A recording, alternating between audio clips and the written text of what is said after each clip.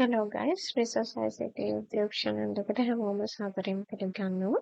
ඔයාලා මේ එකතු වෙන්නේ computer programming video series එකේ තුන්වෙනි වීඩියෝ එකත් එක්ක. ඉතින් මම කලින් වීඩියෝ එකේ කිව්ව විදිහටම අද structured programming ගැන තමයි කතා කරන්න යන්නේ.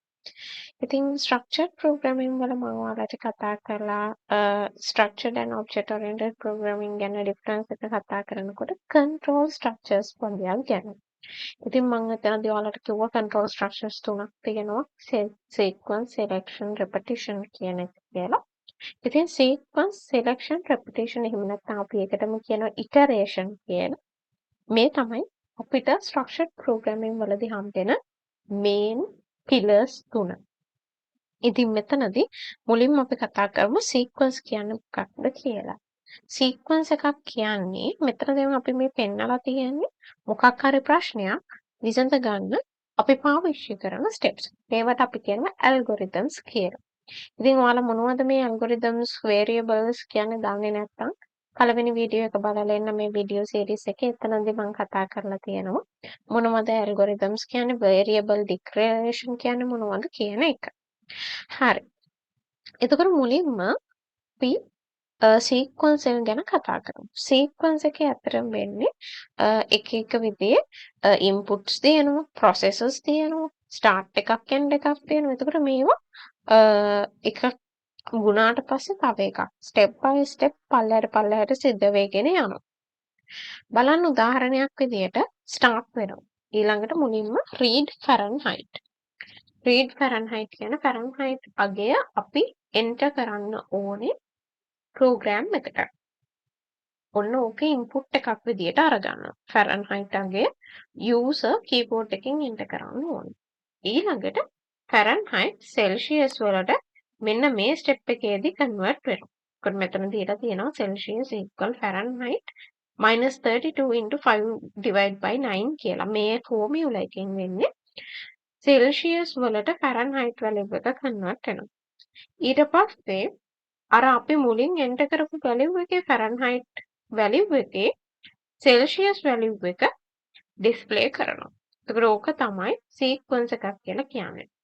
එකින් එකට පිළිවෙලට එක වුණාට පස්සේ තව එකක් සිද්ධ වෙනවා. Fahrenheit අගය read කරනවා.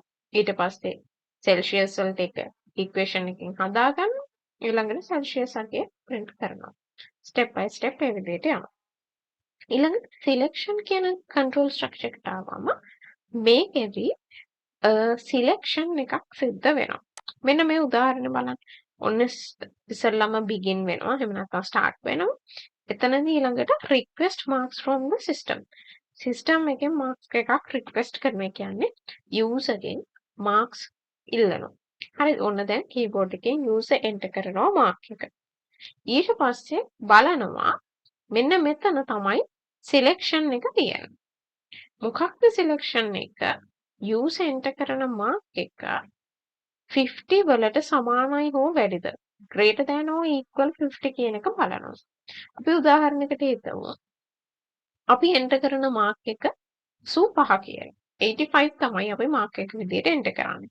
එතකොට අපි මෙතනදී selection එකේදී check කරනවා 85 greater than or equal 50. එතකොට true නේ. නේද? true වෙනවනේ. එතකොට මොකද වෙන්නේ? display කරනවා congratulations කියලා. ඊට පස්සේ loop එක end කරනවා.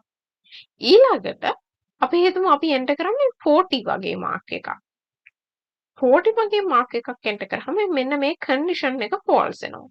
40 is not greater than or equal 50.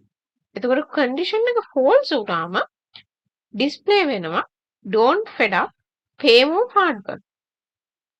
අන්න ඒ විදිහට display වෙනවා. ඒතර මෙතනදී ඔයාලට පේනවා don't fed up play more hard work කියන statement එකයි congratulations කියන statement එකයි එක වෙලාවෙ display වෙන්නේ නැහැ. අපි enter කරන mark එක අනුව තමයි තීරණය වෙන්නේ. මේ option එකටද යන්නේ මේ option එකටද යන්නේ. කොයි option එකද congratulations option එකද don't fed up කියන option එකටද යන්නේ කියන එක select කරන්නේ මෙන්න මේ user enter කරන mark එක අනුව. ඒකට එන්නේ එක තමයි selection කියලා කියන්නේ. හැම වෙලේම මේ true condition එකයි false condition එකයි දෙකම execute වෙන්නේ නැහැ. දෙකෙන් එකක් එක්සිකියුට් වෙනවා ඊට පස්සේ end වලට යනවා. එතකොට මේක තමයි selection කියලා අපි කියන්නේ. මෙන්න මෙතන mark greater than or equal 50 කියන තැන මෙන්න මේකට තමයි අපි කියන්නේ selection එක කියලා. හරි. ඊට පස්සේ අපි කතා කරමු repetition එහෙමත් නැත්නම් iteration කියන එක. repetition එහෙම නැත්නම් iteration කියන control structure එකේදී වෙන්නේ මොකක් හරි දෙයක් නැවත නැවත repeat වෙවි සිද්ධ වෙනවා. උදාහරණයක් විදිහට start කරනවා fill the kettle එක fill කරන්නලු heat water වතුර රත් කරන්න. ඊළඟට මෙතනදී අපි check කරලා බලනවා has the water boiled වතුර එක boil වෙලාද රත් කරලා විතරක් බෑ boil වෙන්නත් ඕනි අපිට. ඒකට අපි බලනවා වතුර එක boil වෙලාද. boil වෙලා නැත්නම් ආපහු heat කරනවා. නෝනි නෝ එක දිගේ ගියාම අපව අපි heat කරනවා. boil වෙනකම්ම අපිට heat කරන්න වෙනවා. ආයෙ ටිකකින් check කරලා බලනවා boil වෙලාද. boil වෙලා නැත්නම් ආපහු ගිහිල්ලා heat කරනවා තව. හැබැයි ඊළඟට මේක කොයි වෙලාවෙම හරි boil වුණ ගමන් make the tea කියන step එකට යනවා. ඒක හදා ගන්න පුළුවන් වතුර එක boil වුණාට පස්සේ. මේ හරිම සරල උදාහරණයක්. ඔයාලගේ ගෙදර තියෙන heater එකෙත් ඒක තමයි ගොඩක් වෙලාවට වෙන්නේ. heater එකෙන් check කරනවා හැම වෙලේම මේක boil වෙලාද? වතුර එක boil වෙලාද? boil වෙලා නම් මොකක් හරි sound එකක් එහෙම නැත්නම් light එකක් on වෙනවා. boil වෙලා නැත්නම් ඒක ආයෙ again heat කරනවා. එතකොට මේ condition එකෙන් check කරලා ආපහු back step එකකට යන එකට අපි කියනවා repetition කියලා. මේක හැම වෙලේම condition එකට උඩ තියෙන step එකටම යන්න ඕන නැහැ. මේක අපිට ඊට කලින් step එකකට උනත් යන්න පුළුවන්. එතකොට මේක නැවත නැවත සිද්ධ වෙන නිසා අපි මේකට කියනවා repetition කියලා. මම හිතනවා ඔයගලන්ට පැහැදිලි ඇති sequence selection repetition කියන control structures තුන ගැන.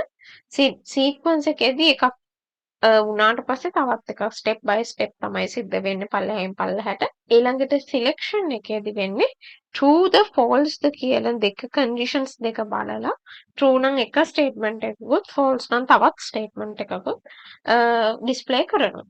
iteration එකේදී බලන්නේ condition එක no නම් එහෙම නැත්නම් yes නම් මේක අපහු repeat වෙනවා. yes ද no ද කියන එක කොයි පැත්තටද යන්නේ කියන එක decide වෙන program එක අනුව.